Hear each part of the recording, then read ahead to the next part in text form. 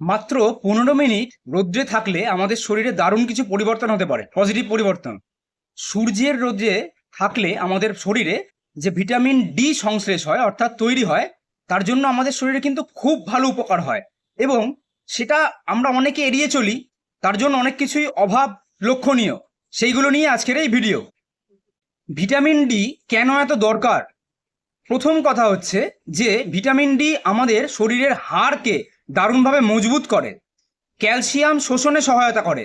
অর্থাৎ আপনি দুধের মাধ্যমে বা যে কোনো খাবারের মাধ্যমে যে ক্যালসিয়াম গ্রহণ করি, সেটা সম্পূর্ণ পরিমাণে শোষণ হতে ভিটামিন ডি দারুণভাবে উপযোগী। রোগ প্রতিরোধ ক্ষমতা অনেকটা বাড়ায়। আমরা জানি যে কোনো ভিটামিন আমাদের রোগ প্রতিরোধ ক্ষমতা বাড়িয়ে তোলে, ভিটামিন ডি তার মধ্যে অন্যতম। পেশিকে মজবুত রাখে, দারুণভাবে আমাদের স্ট্রং করে, শক্তিশালী করে।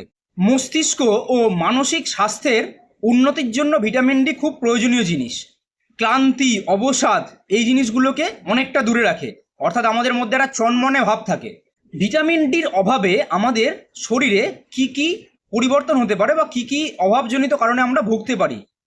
সবসময় ক্লান্ত লাগা, কোনো কিছু কাজে এনার্জি নেই, হাড়ে বিভিন্ন জয়েন্টে ব্যথা, পেশি দুর্বল হয়ে পড়া, ঘন ঘন অসুস্থ হয়ে পড়া, চুল পড়া বেড়ে যাওয়া, কন্টিনিউয়াসলি চুল পড়ে যাচ্ছে, কখনোই যেন আমার মাথা ঘন চুলে ভর্তি নেই, অটোমেটিক্যালি পড়ছে, বিছানা থেকে যখন উঠছি তখন দেখছি বিছানার চারপাশে চুল, মেজাজ খিটখিটে হয়ে যাওয়া, সবসময় একটা ইরিটেবল বিরক্তি বিরক্তি ভাব।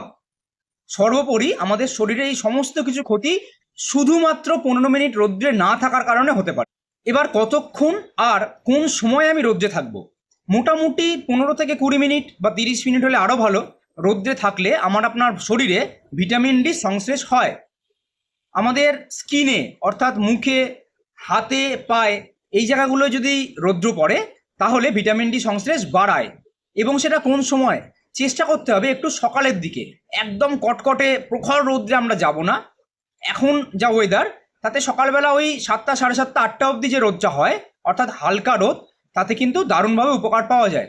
বাচ্চাদের জন্য, বাচ্চাদেরকে ওই হালকা রোদটায়, যারা একদম সদ্যজাত বাচ্চা, তাদেরকে বিছানায় শুয়ে ওপরে একটা মশারি, যেগুলো বাচ্চাদের পাওয়া যায় না এরকম মশারি হয়, সেইগুলো দিয়ে ঢেকে দিয়ে একটা পাতলা কাপড়, ফিনফিনে কাপড় ওপরে দিয়ে দিলে যেইটুখানি রোদ আসে তাতেই বাচ্চার শরীরে ভিটামিন ডি এর জন্য যথেষ্ট।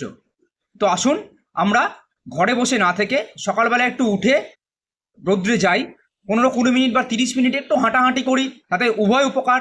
আমাদের এক্সারসাইজও হয়ে যাচ্ছে, ভিটামিন ডি সংশ্লেষও বাড়ছে শরীরে। এগুলো করে সুস্থ থাকি। যেটা উপরওয়ালা বিনা পয়সায় আমাদের দিচ্ছেন, তার থেকে কেন আমরা বিরত থাকবো?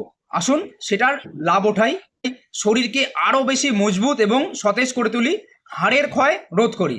এরকম ভিডিও অবশ্যই আরও বেশি পেতে থাকবেন। এর জন্য পেজটিকে অবশ্যই ফলো করে রাখুন আর বন্ধু বান্ধব সকলকে জানিয়ে দিন। হাড়ের শক্তি কিন্তু সকলের দরকার, না হলে একটু বয়স হলেই হাড় ক্ষয় এবং ভিটামিন ডির একটা কন্টিনিউয়াস অভাবজনিত বিভিন্ন রোগ দেখা দিতে পারে। ধন্যবাদ।